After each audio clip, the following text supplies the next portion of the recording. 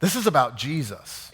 And he's reminding us this is unearned suffering. Jesus is the example. He never sinned.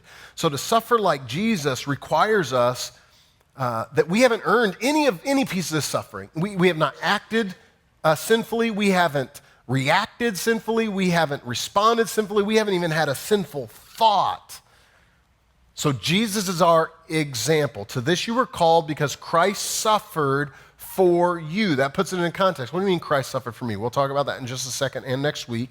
He suffered for you, leaving you an example. That word example, that's an important word. It's the word for trace.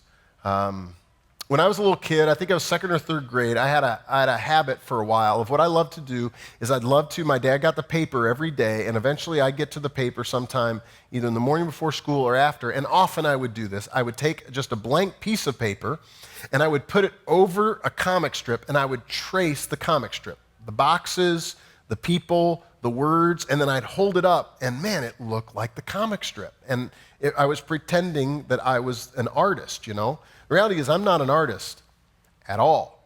You want to play Pictionary with me? You do not want me on your team. I start having anxiety if we're playing Pictionary. I'm the worst artist in the world, but I can do this. I could trace.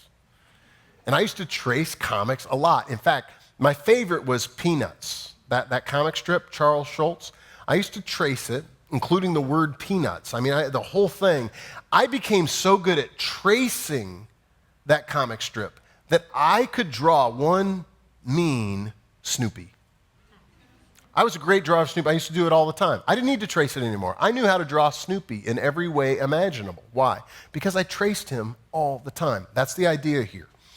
Christ suffered for you, leaving you an example. In other words, trace him. Do what he did. Do it over and over and over until the way he responded to suffering becomes your default response to suffering.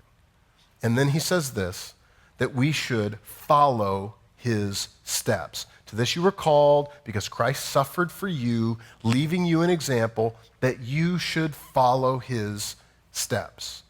Now, what's important here is this. Following Jesus, and this is in your notes, write this down. Following Jesus means bearing up under unjust suffering. It's part of being a disciple of Jesus. We talk all the time about following Jesus. What does that mean? I'll tell you what it means. It means you will suffer. That's part of what you're called to. It's part of the deal. You want to be a disciple of Jesus, which means a learner or a follower. Following Jesus means unjust suffering.